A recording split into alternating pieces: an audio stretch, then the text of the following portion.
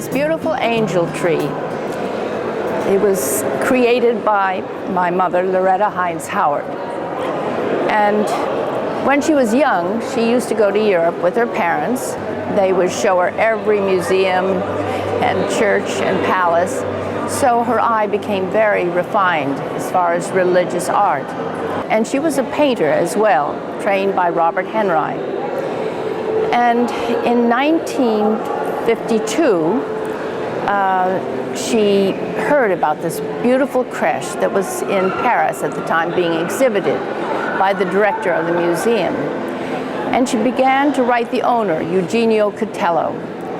And it took 3 years of correspondence to finally let my mother buy the crèche. And it arrived in 1955 at our home, and my mother and her children all sat around and devised a way to put the angels in the tree, swirling up to the top star.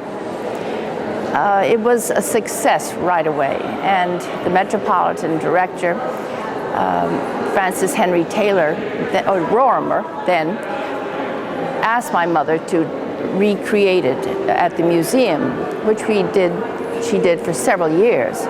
Then it returned to our home, and then it came back to the Metropolitan Museum, went up to the Albright Art Knox Gallery, to the Detroit Institute, and then finally, with all of that traveling, packing the figures up and all, she decided to give it to the Metropolitan Museum for its permanent collection. When we start to assemble the tree, it's interesting. The angels go up first on the tree. It starts from the top going down to the bottom, branch by branch and angel by angel, and the candles. And there are about 50 angels on the tree itself. And then there's the modeled landscape down below with all of the figures and many wonderful animals too.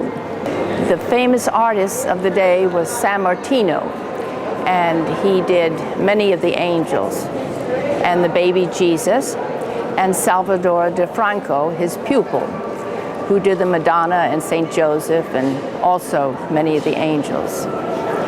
And it's the way that my mother combined the nativity from Naples with the towering European Christmas tree that makes it so unique.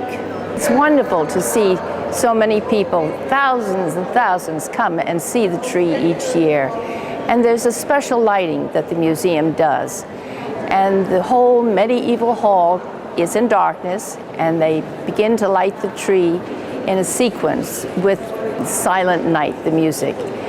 And you see people at the end, they're teary and arms are around each other, and it's breathtaking and very rewarding.